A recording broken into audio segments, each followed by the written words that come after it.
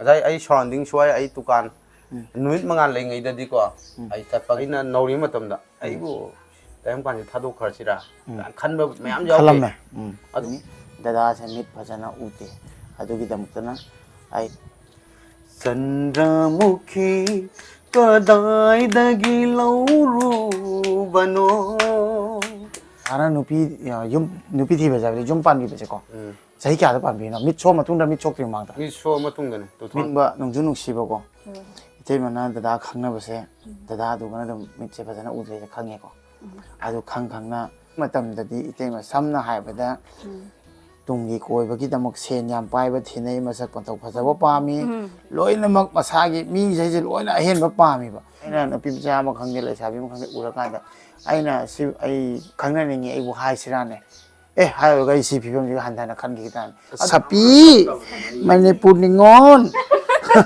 manipur ningon di thauna yam lai bani ko manipur pi di thauna yam lai bani mai te ni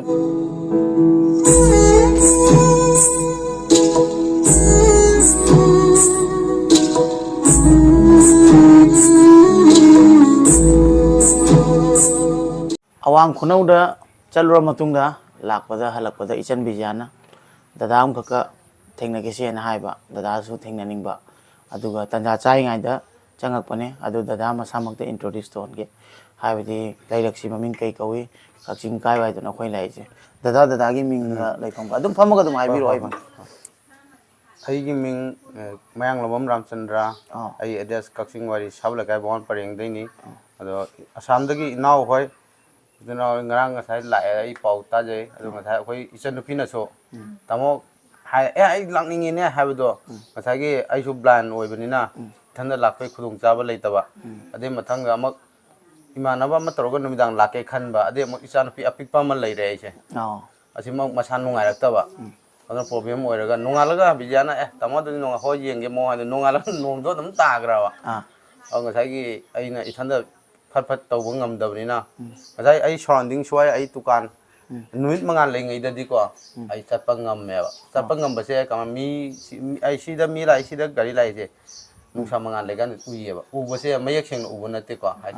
ahoi na aina ta phambi base ai lakshan bangam deba okay aduga ngasai gi nonguma mangaga di chatpa kopa adum problem ore okay aina na han la me na kakching da ta base dada nong su bu thola ga la ke khanjar mani ba among to bani ko kyam nusi aina na mai video topic si maram jam yam na khambira mani topic si maram atuni dada se mit phajana ute adu gi damutana aina dada bu thawai na unaba lakpani dada na lakpade hen aina lakpadne na maru oye na ba adu dada gi mit se uda base akhoi gi pokpada gi ra natraga kamai taw gi ba pokwa se aina gyan tarakwa nixing bangam bagi matam dagi numidang sima adum yadre udre mai mangang budi uraga so mayak sengdre adu ayuk nungthin gumbadi kak adum laring mayak kang mapan angan badadi adum burame badagi akoi imung si hana yang warame ai isinau aina ahanne isinau ahumne isanapi amaga inau pana jayma bane inau pa hoji mapan da lai adu asida karo wari sanari base babaga inong pigani inong pan piga aduga adumana lekpadagi mung wabadagi lai lai su phajana keno to hodre aduga angamba local na phoi swai gi oi bari so thodana de kai thodana angam nge trome dei kha sum akoi asumai ore kane ju khalu de aina okay adu di social ko mathanda dana chawar phau da rickshaw thoram baduna di ubirami ba ko adu phau orame ba adu di chahi kya da gi ubidaba aina sum sorakwa phajana nungai gidrese 2015 14 swai de gomdo male 15 14 adu di hana uramba sang do yema khari phajagra ba sansar se aduga punumak se dada urakidre ba ko adu di dada puning da chak pa nungai ta badi adu matang de ina phumna ge di leiramani akoina uri ba damaina adu dada di puning kai phaubi ai thodona yam henjin na khalu de mase ai laiba kini ko khantu kanda ai adu mamang da ai se aina nauri matam da ai bu tayam kan thadu kharsira khanba mayam jaw adu kanda aina mo khalle ahing ngang su khal kanda ai nupi ngang thi ring khal koi matam sida gala so dum haidi normal amagadi manaba ngamdabanina ado puninda adumana yam phawba yawge aise tangma aduga amakhal aina tangman tharukaga ai ima baba sinau sina kari ohogani hai amak chingsilakanda hoida ai iraiba kina open thoe adigi mata akoi bijawa akoi thengnarakpase ai laibak thibuna yam thengreba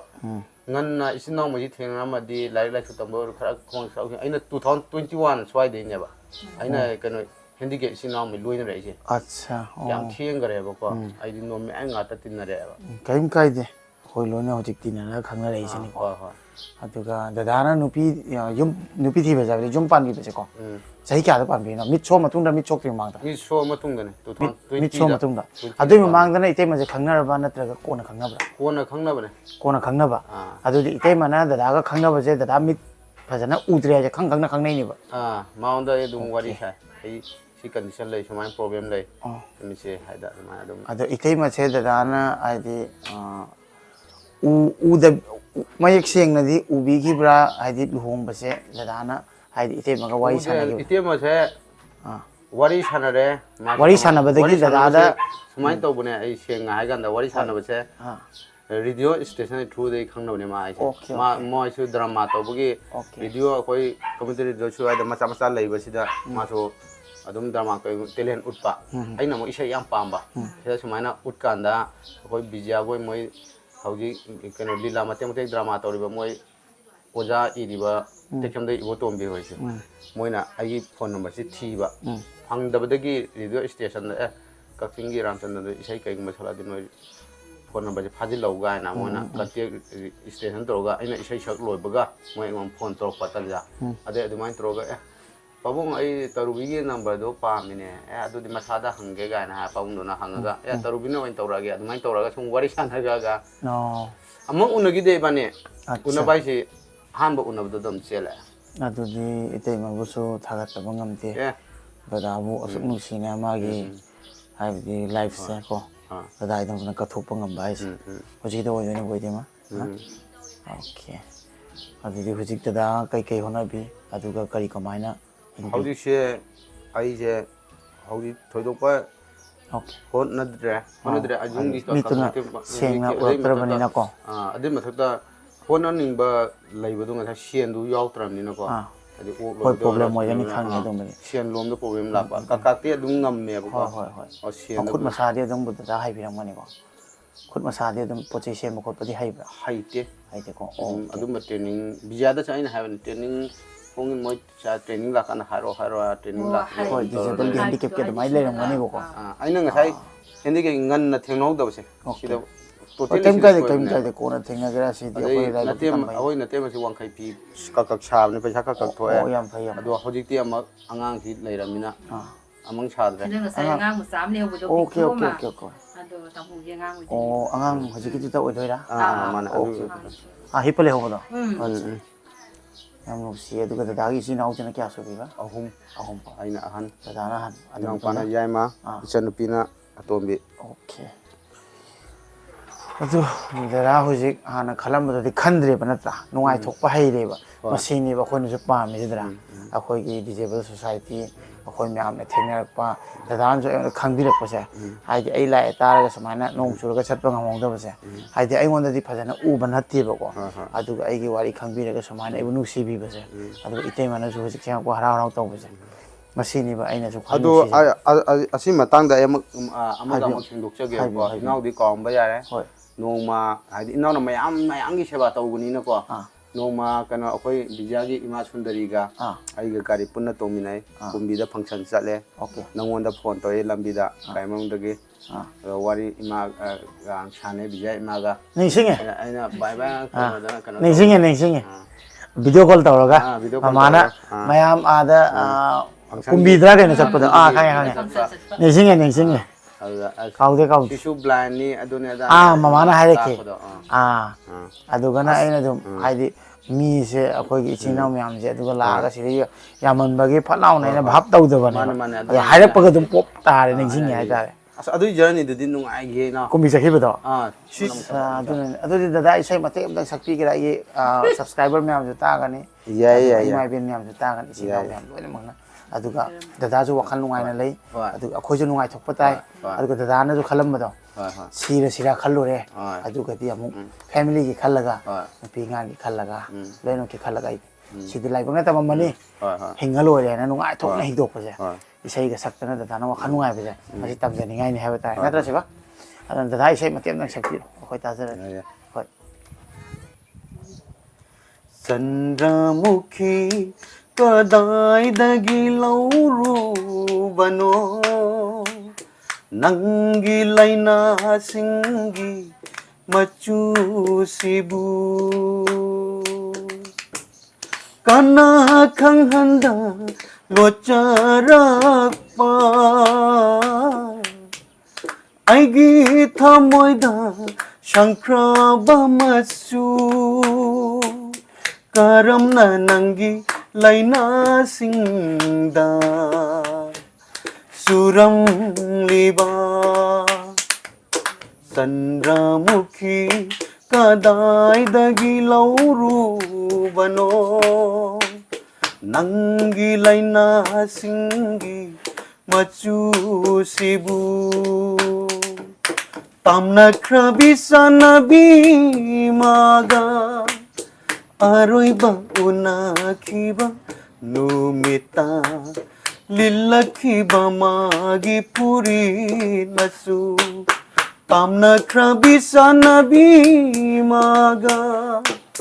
Aroiba unakiba numita lillakiba magi puri nasu Tamoy sintungna sanglamba masu Tamoy sintungna sanglamba masu karamna nangi laina singda suram liba Chandramukhi kadaidagi laurubano nangi laina singi machu sibu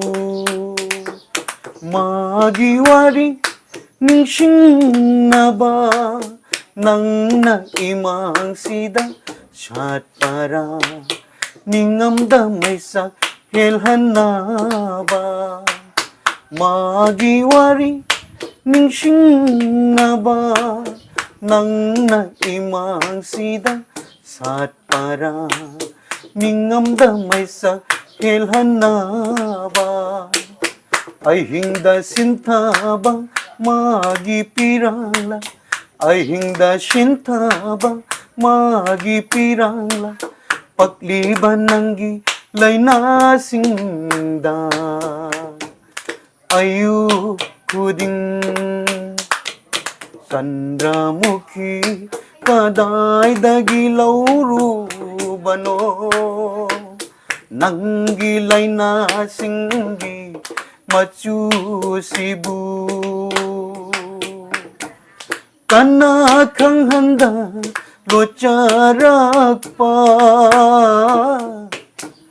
aigi thamoida shankraba masu karamna nangi laina singda suram liba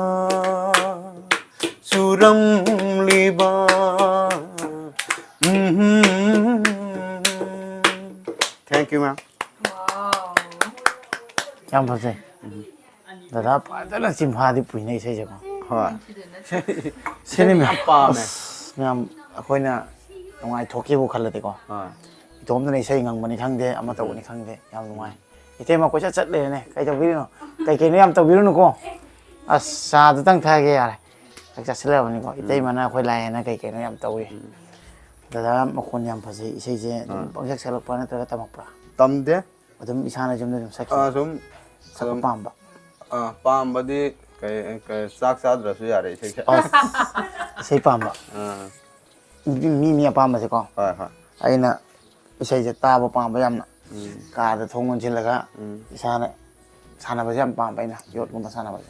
ka thongon chilaga dum punga mani se dum ai topna sana le ni adu junu ngai ba ni ata mi apamba se Hoi. adu da na isai sa pamba bijana phone ora pamba ꯑꯗꯨꯃꯥꯏꯅꯅꯦꯕꯀꯣ ꯑꯗꯨ ꯗꯗꯥꯒꯤ ꯏꯇꯩꯃꯁꯨ introduce ꯇꯧꯍꯟꯒꯦ ꯏꯇꯩꯃꯁꯨ ꯊꯣꯛꯂꯛꯑꯀꯥꯟꯗꯀꯣ ꯑꯗꯨꯒ ꯑꯩꯈꯣꯏ ꯄꯨꯟꯅ ꯏꯇꯩꯃꯒ ꯄꯨꯟꯅ ꯌꯥꯎꯅ video ꯃꯇꯦꯛ ꯑꯃꯈꯛ ꯁꯦꯝꯃꯦ ꯏꯇꯩꯃꯒꯤ ꯃꯤꯡꯁꯦ ꯑꯝꯇꯪ ꯍꯥꯏꯕꯤꯌꯨ ꯑꯩꯒꯤ ꯁꯕꯁꯀ꯭ꯔꯥꯏꯕꯔ ꯃꯌꯥꯝꯗ ꯑꯩꯈꯣꯏ ꯑꯩ ꯃꯤꯡꯁꯦ ꯇꯔꯨꯕꯤ ꯀꯧꯖꯩ ꯀꯧꯏꯀꯣ ꯏꯇꯩꯃꯒꯤ ꯂꯩꯐꯝꯅ ꯃꯅꯥꯛꯇꯩꯗꯤ ꯀꯌꯥꯝ ꯂꯥꯞꯅꯒꯦ ꯑꯩ ꯏꯄꯥꯝꯁꯦ ꯑꯣꯏꯗꯣꯏꯔꯥ ꯂꯥꯞꯇꯤ ꯂꯥꯞꯅ ꯅꯝꯕꯣꯜ ꯅꯝꯕꯣꯜꯗꯒꯤ ꯅꯝꯕꯣꯜ ꯀꯥꯏꯋꯥꯏꯗ ꯑꯣꯏꯗꯣꯏꯅꯣ ꯅꯝꯕꯣꯜ ꯄꯣꯛꯐꯝ ꯈꯨꯟꯐꯝ ꯑꯣꯀꯦ ꯇꯥꯔꯦ ꯑꯗꯨ ꯏꯇꯩꯃꯗ ꯑꯩꯅ ꯍꯥꯏꯗꯤ ꯌꯥꯝꯅ ꯊꯥꯒꯠꯅꯤꯡꯕ ꯅꯨꯡꯁꯨ ꯅꯨꯡꯁꯤꯕꯀꯣ 이태임은 dada 강나버세 dada 누구나도 밑에 바자나 우드레 강해고 아주 강나 이태임은 dada기 당선나 분치세가 톱보세 제거 많이 이태임이 와칸다 라키구나 좀 이태임이 밑 우시라고 분이 라키부도 파우기부도 좀 세야도 ꯑꯩꯅ ꯍꯥꯏꯖꯅꯤꯡꯕꯗꯤꯀꯣ ꯃꯤꯑꯣꯏꯕ ꯍꯥꯏꯕꯁꯦ ꯃꯤꯃꯥꯟꯅꯕ ꯀꯅꯥꯁꯨ ꯌꯥꯎꯗꯦ ꯍꯥꯏꯗꯤ ꯃꯥꯒꯤ ꯃꯈꯜ ꯃꯈꯥ ꯀꯌꯥꯒꯤ ꯃꯔꯝꯗꯨꯒꯤ ꯃꯇꯨꯡ ꯏꯟꯅ ꯍꯥꯏꯇꯥꯔꯦ ꯂꯝꯕꯦꯟ ꯑꯃꯃꯝ ꯑꯣꯏꯖꯔꯁꯨ ꯑꯩꯈꯣꯏꯒꯤ ꯃꯤꯃꯥꯟꯅꯗꯕꯁꯤꯡꯁꯦ ꯇꯁꯦꯡꯅ ꯍꯥꯏꯕꯗ ꯌꯥꯝꯅ ꯅꯨꯡꯁꯤꯖꯕ ꯊꯃꯣꯏꯁꯤꯗꯀꯣ ꯑꯗꯨꯗꯨꯅ ꯉꯁꯤ ꯑꯩꯅ ꯃꯤꯃꯥꯟꯅꯩ ꯍꯥꯏꯗꯅ ꯉꯁꯤ ꯑꯩꯅ ꯄꯨꯡꯊꯣꯛ ꯆꯥꯎꯊꯣꯛ ꯌꯥꯗꯦ ꯑꯩ ꯍꯌꯦꯡ ꯀꯔꯤ ꯑꯣꯏꯔꯛꯀꯅꯤ ꯈꯪꯕ ꯇꯝꯕ ꯉꯝꯗꯦꯀꯣ ꯑꯗꯨꯅ ꯃꯥꯁꯦ ꯇꯁꯦꯡꯅ ꯍꯥꯏꯕꯗ ꯑꯩꯈꯣꯏ ꯈꯤꯇꯪ ꯃꯤꯠ ꯅꯥ ꯅꯨꯡꯉꯥꯏꯇꯦ ꯍꯥꯏꯕꯤꯀꯣ ꯃꯥꯒ ꯑꯩꯒ ꯋꯥꯔꯤ ꯁꯥꯟꯅꯔꯛꯄ ꯃꯇꯝꯗ ꯑꯩꯅ ꯈꯟꯈꯤꯕ ꯃꯇꯝꯗꯨꯗ ꯑꯣ ꯃꯤꯑꯣꯏꯕ ꯍꯥꯏꯕꯁꯦ ꯑꯩꯁꯦ ꯍꯌꯦꯡꯁꯦ ꯀꯔꯤ ꯑꯣꯏꯔꯛꯀꯅꯤ ꯉꯁꯤ ꯑꯩꯅ ꯃꯤꯠ ꯑꯣꯏꯔꯁꯨ ꯀꯩꯒꯨꯝꯕ ꯑꯦꯅꯤ ꯍꯥꯏꯇꯥꯔꯦ ꯏꯁꯥꯁꯤꯗ ꯍꯥꯏꯇꯥꯔꯦ ꯉꯁꯤ ꯑꯩꯅ ꯁꯣꯏꯅꯥꯏꯗ꯭ꯔꯦꯅ ꯂꯩꯔꯨꯕ ꯄꯣꯠꯁꯦ ꯉꯁꯤ ꯍꯌꯦꯡꯗꯤ ꯀꯔꯤ ꯑꯣꯏꯔꯛꯀꯅꯤ ꯑꯩ ꯇꯝꯕ ꯉꯝꯗꯦ ꯉꯁꯤ ꯃꯉꯣꯟꯗ ꯇꯥꯔꯤꯕ ꯑꯗꯒꯤ ꯃꯌꯥꯝ ꯄ꯭ꯔꯖꯥ ꯏꯆꯤꯜ ꯏꯅꯥꯎꯁꯤꯡꯗ ꯑꯩꯈꯣꯏ ꯃꯤꯃꯥꯟꯅꯗꯕ ꯂꯩꯔꯤꯕꯁꯤꯡꯁꯤꯗ ꯊꯣꯛꯏꯕꯁꯤꯡꯁꯦ ꯀꯅꯥꯁꯨ ꯃꯁꯥꯅ ꯊꯣꯛꯅꯤꯡꯕ ꯅꯠꯇꯦ ꯑꯣꯏꯍꯟꯅꯤꯡꯕ ꯅꯠꯇꯦ ꯉꯁꯤ ꯑꯩꯈꯣꯏꯅ ꯅꯣꯔꯃꯦꯜꯅꯦꯅ ꯆꯥꯎꯊꯣꯛꯎꯕ ꯌꯥꯗꯦ ꯀꯣ ꯑꯩꯅ ꯍꯥꯏꯖꯅꯤꯡꯕꯗꯤ ꯑꯗꯨꯗꯨꯅ ꯉꯁꯤꯒꯤ ꯇꯨꯡꯒꯤ ꯈꯤꯇꯪ ꯈꯟꯕꯤꯔꯒ ꯑꯩꯈꯣꯏꯒꯤ ꯃꯤꯃꯥꯟꯅꯗꯕꯁꯤꯡꯁꯤꯕꯨ ꯇꯥꯊꯤ ꯇꯑꯣꯏꯅ ꯇꯧꯕ ꯀꯌꯥꯁꯨ ꯊꯦꯡꯅꯗꯕ ꯅꯠꯇꯦ 이태임ꯅ ꯊꯦꯡꯅꯖꯩ ꯃꯗꯨ ꯑꯩꯈꯣꯏꯒꯤ ꯇꯥꯕꯤꯔꯤꯕ ꯃꯌꯥꯝꯗ ꯑꯗꯨꯒꯨꯝꯕ ꯈꯤꯇꯪ ꯑꯩꯈꯣꯏꯅ ꯎꯖꯕ ꯃꯇꯝꯗꯈꯤꯇꯪ ꯃꯤꯠꯁꯦ ꯑꯩꯈꯣꯏꯒꯤ ꯅꯥꯕ ꯍꯥꯏꯇꯥꯔꯦ ꯑꯁꯤꯒꯨꯝꯕ ꯀꯌꯥꯁꯦ ꯑꯩꯈꯣꯏ ꯇꯧꯕꯤꯔꯤꯕꯁꯤꯡꯗ ꯑꯩꯅ ꯃꯦꯁꯦꯖ ꯈꯤꯇꯪ ꯄꯤꯖꯅꯤꯡꯉꯤ ꯇꯁꯦꯡꯅ ꯍꯥꯏꯔꯕꯗ ꯇꯧꯕꯤꯗꯅꯕ ꯑꯩ ꯍꯥꯏꯖꯔꯤ ꯇꯁꯦꯡꯅ ꯍꯥꯏꯕꯗꯀꯣ ꯃꯤꯠꯌꯦꯡ ꯑꯃ ꯌꯦꯡꯕꯀꯣ ꯑꯩꯈꯣꯏꯒꯤ ꯁꯣꯁꯥꯏꯇꯤꯁꯦ ꯍꯣꯏ ꯍꯥꯏꯗꯤ ꯑꯗꯨ ꯇꯧꯕꯤꯗꯕꯀꯣ ꯇꯧꯕꯤꯗꯕ ꯍꯥꯏꯗꯤ ꯃꯥꯅ ꯌꯦꯡꯅꯤꯡꯗ꯭ꯔꯒꯁꯨ ꯃꯥꯏ ꯊꯣꯛꯄ ꯆꯠꯆꯈꯤꯕ ꯑꯗꯨꯒ ꯑꯩꯈꯣꯏꯒꯤ ꯈꯤꯇꯪꯈꯛ ꯑꯩꯈꯣꯏꯁꯦ ꯏꯇꯣꯞ ꯇꯣꯞꯄꯩ ꯃꯑꯣꯡꯗ ꯍꯪꯒꯣꯏꯕꯩ ꯃꯑꯣꯡꯗ ꯈꯤꯇꯪꯈꯛ ꯍꯟꯊꯅ ꯌꯦꯡꯕ ꯑꯃ ꯇꯧꯕꯁꯦ ꯃꯁꯤ ꯌꯥꯝ ꯅꯨꯡꯉꯥꯏꯇꯦ ꯑꯗꯨꯒ ꯑꯁꯤ ꯄꯣꯠꯁꯦ ꯈꯪꯉꯒꯗꯤ ꯃꯄꯥꯟꯗ ꯑꯩꯈꯣꯏꯒꯤ ꯗꯤꯖꯦꯕꯜ ꯁꯣꯁꯥꯏꯇꯤꯁꯤꯅ ꯍꯔꯥꯎꯅ ꯑꯩꯈꯣꯏꯁꯨ ꯆꯞ ꯃꯥꯟꯅꯩꯅ ꯊꯣꯛꯂꯛꯏꯁꯦ ꯃꯁꯤ ꯊꯣꯛꯂꯣꯏꯕ ꯀꯩꯅꯣꯗꯤ ꯃꯣꯏꯗ ꯀꯝꯐꯣꯔꯠ ꯑꯣꯏꯔꯣꯏꯕ ꯑꯗꯨ ꯑꯩꯈꯣꯏꯗ ꯇꯧꯕ ꯐꯕꯝ ꯊꯣꯛꯇꯦꯕ ꯑꯩꯈꯣꯏꯅ ꯇꯧꯐꯝ ꯊꯣꯛꯇꯦꯕ ꯃꯔꯝꯗꯤ ꯃꯤ ꯂꯣꯏꯅꯃꯛ ꯂꯩꯔꯤꯁꯦ ꯀꯔꯝ ꯀꯥꯟꯗ ꯀꯔꯤ ꯑꯣꯏꯅꯤ ꯀꯔꯤꯝꯇ ꯇꯝꯕ ꯉꯝꯗꯦꯕ ꯑꯗꯨꯅ ꯂꯣꯏꯅꯃꯛ ꯆꯞ ꯃꯥꯟꯅꯩ ꯑꯗꯨ 이태임ꯅ ꯍꯧꯖꯤꯛ ꯍꯥꯏꯕꯤꯔꯤꯗꯣ ꯗꯗꯥꯒꯤ ꯈꯜꯂꯒ ꯁꯨꯃꯥꯏꯅ ꯄꯨꯟꯁꯤ ꯂꯦꯞꯄꯤꯕꯁꯦ ꯍꯧꯖꯤꯛꯀꯤ ꯃꯇꯝꯗꯗꯤ 이태임ꯅ ꯁꯝꯅ ꯍꯥꯏꯕꯗ ꯇꯨꯡꯒꯤ ꯀꯣꯏꯕꯒꯤꯗꯃꯛ ꯁꯦꯟ ꯌꯥꯝ ꯄꯥꯏꯕ ꯊꯤꯅꯩ ꯃꯁꯛ ꯃꯇꯧ ꯐꯖꯕ ꯄꯥꯝꯃꯤ ꯂꯣꯏꯅꯃꯛ ꯃꯁꯥꯒꯤ ꯃꯤꯁꯤꯡꯁꯦ ꯂꯣꯏꯅ ꯑꯍꯦꯟꯕ ꯄꯥꯝꯃꯤꯕ ꯑꯗꯨꯒ ꯍꯧꯖꯤꯛꯇꯤ ꯑꯩꯈꯣꯏꯒꯤ ꯁꯝꯅ ꯍꯥꯏꯕꯗ ꯑꯉꯥꯡ ꯌꯥꯎꯔ ꯐꯥꯎꯗ ꯑꯇꯣꯞꯄ ꯅꯨꯄꯥ ꯃꯆꯥ ꯃꯁꯛ ꯐꯖꯕ ꯍꯧꯖꯤꯛꯀꯥꯟ ꯀꯣ ꯄꯨꯝꯅꯃꯛꯄꯨꯗꯤ ꯅꯠꯇ꯭ꯔꯁꯨ ꯌꯥꯝ ꯄꯥꯔꯁꯦꯟꯇꯦꯖꯁꯦ ꯈꯔ ꯑꯗꯨꯝ ꯊꯦꯡꯅꯔꯛꯏꯅꯦ ꯍꯥꯏꯕ ꯇꯥꯔꯦ ꯑꯉꯥꯡ ꯃꯁꯥꯒꯤ ꯅꯨꯄꯥ ꯃꯄꯨꯔꯣꯏꯕ ꯍꯨꯟꯗꯣꯛꯇꯅꯁꯨ ꯑꯇꯣꯞꯄ ꯄꯥꯈꯪ ꯑꯃꯒ ꯑꯃꯨꯛꯀ ꯆꯠꯈꯤ ꯑꯇꯣꯞꯄ ꯅꯨꯄꯥ ꯑꯃꯒ ꯆꯠꯈꯤꯕꯀꯣ ꯁꯣꯁꯥꯏꯇꯤꯁꯦ ꯑꯁꯨꯃꯥꯏꯅ ꯑꯣꯏꯕ ꯃꯇꯥꯡꯁꯤꯒ 이태임 ꯑꯩꯈꯣꯏꯒꯨꯝꯕꯒꯁꯤꯒꯤꯗꯤ ꯍꯥꯏꯗꯤ ꯑꯇꯣꯞꯄ ꯃꯤꯠꯌꯦꯡ ꯑꯃ ꯑꯗꯨꯒ ꯑꯇꯣꯞꯄ ꯀꯩꯅꯣ ꯑꯃ ꯄꯨꯊꯣꯛꯄꯤ ꯍꯥꯏꯕ ꯇꯥꯔꯦ ꯋꯥꯈꯜꯂꯣꯟ ꯑꯃ ꯑꯁꯤ ꯌꯥꯝ ꯊꯤꯅ ꯑꯩꯈꯣꯏꯗꯁꯨ ꯃꯣꯇꯤꯚꯦꯠ ꯑꯣꯏ ꯍꯥꯏꯕ ꯇꯥꯔꯦ ꯑꯩꯈꯣꯏꯁꯨ ꯄꯨꯛꯅꯤꯡꯁꯦ ꯍꯟꯊꯗꯦ ꯍꯥꯏꯕ ꯇꯥꯔꯦ ꯁꯝꯅ ꯃꯤꯅ ꯍꯥꯏꯌꯦꯕꯀꯣ ꯅꯪ ꯅꯨꯄꯤ ꯊꯤꯅꯕ ꯇꯧ ꯑꯗꯨ ꯇꯧꯅꯨ ꯑꯩ ꯇꯁꯦꯡꯅ 이태임 ꯑꯩꯅ ꯀꯔꯝꯕ ꯑꯦꯡꯒꯜꯗ ꯌꯦꯡꯉꯒ ꯍꯥꯏꯔꯨꯅꯤ ꯍꯥꯏꯕꯗ ꯑꯩ ꯄꯨꯛꯅꯤꯡꯗ ꯊꯣꯛꯇꯦꯕ ꯑꯩꯅ ꯅꯨꯄꯤ ꯃꯆꯥ ꯑꯃ ꯈꯪꯗꯦ ꯂꯩꯁꯥꯕꯤ ꯑꯃ ꯈꯪꯗꯦ ꯎꯔꯀꯥꯟꯗ ꯑꯩꯅ ꯑꯩ ꯈꯪꯅꯅꯤꯡꯉꯤ ꯑꯩꯕꯨ ꯍꯥꯏꯁꯤꯔꯥꯅꯦ ꯍꯥꯏꯔꯨꯔꯒ ꯑꯩ ꯁꯤ ꯐꯤꯕꯝꯁꯤꯒ ꯍꯟꯊꯅ ꯈꯟꯈꯤꯒ ꯇꯥꯔꯦ ꯑꯗꯨꯒꯨꯝꯕ ꯑꯗꯨꯝ ꯋꯥꯈꯜꯁꯤꯒ ꯑꯗꯨꯃꯥꯏꯅ ꯂꯩꯒꯅꯦꯕ ꯑꯗꯨꯒ 이태임 ꯑꯩꯈꯣꯏꯒꯨꯝꯕ ꯄꯨꯛꯅꯤꯡ ꯆꯥꯎ ꯊꯣꯛꯂꯛꯑꯒꯗꯤ ꯑꯗꯨꯃꯥꯏꯅ ꯑꯩꯈꯣꯏꯁꯨ ꯈꯜꯂꯦ ꯑꯁ ꯑꯗꯨꯝ ꯏꯁꯣꯔꯅ ꯁꯤꯜꯂꯝꯕꯗꯣ ꯑꯗꯨꯒꯤ ꯃꯇꯨꯡ ꯏꯟꯅ ꯑꯗꯨꯝ ꯄꯨꯛꯆꯦꯜ ꯆꯥꯎꯕ ꯃꯌꯥꯝ ꯂꯩ ꯍꯥꯏꯕꯁꯦ ꯑꯗꯨ 이태임ꯅ ꯍꯥꯏꯗꯤ ꯇꯥꯛꯄꯤ ꯍꯥꯏꯕ ꯇꯥꯔꯦ ꯗꯦꯃꯣ ꯑꯗꯨꯒꯤ ꯃꯇꯥꯡꯗꯨꯗ 이나ꯕꯨꯡ ꯑꯩ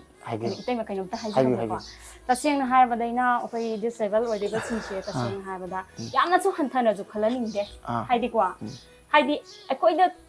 ꯇꯧꯔꯤꯕ ꯍꯥꯏꯗꯤ ꯑꯩꯈꯣꯏꯅ ꯉꯁꯤ ꯁꯣꯏꯅꯥꯏꯗ ꯂꯩꯔꯤꯕꯁꯦ ꯏꯅꯥꯎꯍꯣꯏ ꯑꯗꯒꯤꯗꯤ ꯑꯩꯒꯤ ꯏꯄꯨꯔꯣꯏꯕ ꯍꯥꯏꯇꯥꯔꯦ ꯏꯆꯟꯅꯨꯄꯤ ꯕꯤꯖꯤꯌꯥ ꯃꯈꯣꯏ ꯃꯌꯥꯝ ꯑꯗꯒꯤ ꯃꯌꯥꯝ ꯑꯩꯈꯣꯏꯒꯤ ꯁꯣꯁꯥꯏꯇꯤꯁꯤꯗ ꯂꯩꯔꯤꯕ ꯍꯥꯏꯇꯥꯔꯦꯀꯣ ꯃꯤꯃꯥꯟꯅꯗꯕꯤ ꯂꯩꯔꯤꯕ ꯃꯌꯥꯝꯁꯤꯁꯨ ꯌꯥꯝꯅ ꯍꯟꯊꯅ ꯑꯩꯈꯣꯏ ꯋꯥꯈꯜꯗ ꯗꯜ ꯑꯣꯏꯕ ꯃꯁꯤ ꯑꯩ ꯄꯥꯝꯖꯗꯦ ꯍꯥꯏꯗꯤ ꯍꯦꯔꯥ ꯑꯩꯈꯣꯏꯅ ꯇꯧꯅꯤꯡꯅ ꯇꯧꯕꯁꯨ ꯅꯠꯇꯦ ꯏꯁꯣꯔꯅ ꯁꯨꯝ ꯊꯣꯛꯑꯣꯅ ꯇꯧꯔꯝꯕ ꯄꯣꯠꯅꯤ ꯑꯗꯨꯗꯤ ꯑꯩꯈꯣꯏꯁꯦ ꯀꯔꯤꯒꯤ ꯉꯁꯤ ꯐꯥꯎꯗ ꯑꯩꯈꯣꯏ ꯄꯣꯟꯊꯅ ꯂꯩꯗꯣꯏꯅꯣ ꯍꯥꯏꯕ ꯊꯧꯅꯥ ꯑꯃꯒ ꯂꯣꯏꯅꯅ ꯆꯠꯍꯟꯅꯤꯡꯉꯤ ꯇꯁꯦꯡꯅ ꯂꯝꯗꯝ ꯑꯁꯤꯗ ꯂꯩꯔꯤꯕ ꯑꯩꯈꯣꯏꯒꯤ ꯃꯤꯃꯥꯟꯅꯗꯕꯤ ꯂꯩꯔꯤꯕꯁꯤꯡꯁꯦ ꯄꯨꯛꯅꯤꯡ ꯋꯥꯈꯜ ꯍꯟꯊꯕꯤꯒꯅꯨ ꯍꯥꯏꯗꯨꯅ ꯑꯩꯒꯤ ꯁꯥꯏꯠꯇꯒꯤ ꯑꯩ ꯇꯁꯦꯡꯅ ꯍꯥꯏꯕ ꯄꯨꯛꯅꯤꯡ ꯊꯧꯒꯠꯆꯔꯤ ꯃꯦꯁꯦꯖ ꯑꯣꯏꯅ ꯊꯝꯖꯔꯤ ꯑꯗꯣ ꯏꯅꯥꯎꯗ ꯍꯥꯏꯖꯅꯤꯡꯕꯕꯨ ꯁꯤꯅꯤ ꯑꯗꯩ ꯃꯌꯥꯝꯗ ꯍꯥꯏꯖꯅꯤꯡꯕꯕꯨ ꯌꯥꯝ ꯅꯨꯡꯁꯤꯕ ꯋꯥꯐꯝꯅꯤ ꯏꯇꯩꯃꯅ ꯁꯦꯅꯦ ꯗꯗꯥꯒꯤꯗꯃꯛꯇꯅ ꯂꯥꯏꯐ ꯁꯦꯀ꯭ꯔꯤꯐꯥꯏꯁ ꯇꯧꯔ ꯄꯨꯟꯅ ꯍꯤꯡꯃꯤꯟꯅꯒꯅꯤꯅ ꯍꯔꯥꯎ ꯍꯔꯥꯎ ꯑꯉꯥꯡ ꯅꯨꯄꯤ ꯃꯆꯥ ꯑꯃꯁꯨ ꯅꯨꯡꯁꯤꯕ ꯑꯃ ꯌꯥꯎꯋꯦ ꯁꯦ ꯌꯥꯝ ꯀ꯭ꯌꯨꯠ ꯑꯣꯏꯕ ꯑꯉꯥꯡ 이해 아이마네 네게 삼포이래 자 만나게 뷰세 농sidra 용세 닝따이 탐비라게 오케이 란 감도이 랑 아스 란 내가 사룩 야우다 오네네 하란 감비 손 농시 꼴란 감비 세세세 손 사피 마니푸르 닝온 Manipur ningon di thauna yam leibani ko Manipur pi di thauna yam leibani mai tenu pi di ado ai ngai se akoi nau da ma ha je ge ko sang je masa khang do min lo kan je na me lo de mun yeng na e kapuk tare nang hai we ning king ma o a tu ada bijona mamona pa mari kapo ya de ko achang nung si ba achang mani akoi mai tenu pi thauna yam leibani adu Eteima bu u dum khang Eteima pi se sabi ba hi kai ko se nang bai ba khara yaw ma ne ga cho Sini mamaina first lakpaga dada boy thengnare aduga aina hena nungsire dada gi mit samai tawi kholi loi khange aduga naha nong chubagi ai lakpada dada na lakpa ngam haude habdo adu khwai thak aina chawthokpadi dada na chatlaga ai manakta unaba chatki tawrambase masi taawada ai yam thina peli habta ai bu nungsibagi ni aduga aina laaga hujik dada ga thengnaraga Eteima bu thengnabada amgena nungsi dada ga Eteima ga samaina sum aina thengnaba aduga khoi disabled society gi every angam bakai ko aina ngam hongda busa kasin kaya yo ko tema maram di aisu nungti gi sala ko ware ko thani ngai khong sina su ai jibam chada bani na ko aduna ngami makai de tongdi aduga ko sin naw myam se amata ni har ko je wakhal lon se nungai na kai ko punsi ja mu khatani ko lem na mahan sunya ya de sei ga sakta na da wakhal nungai le Eteima ju khoi lai ga harau taw gi aduga ma gi su life ma lak to ni ko aduna khoi nyam nungsina ma gi khallaga dadan jugo wakal chawthoknai sei saksakna Eteima sona pisar Eteima ko adamai nungsina na leningi masi matang hairaga Eteima na sa loli ha thakmina ga ngasi video se loisin jaraga Eteima na sa hai gi botani loina makchap mane pukchel chauna ko harau lemina lore aduga akoi gi samasta adamai yengbiba mityengi miyamda akoina haijening budi adamai yengbigano som gi yumda adamaina akoi gumba ma leiraga di adamani yengbiroi natra ne ko atobada leibagi ni ba yengi do isa yumda tori sunye yengoi ba adamaina isa gi yumgi mini makni hana khanbiu adodi loi nungsina gani aduga harauna leigani masi madang haraga video loi senjara ge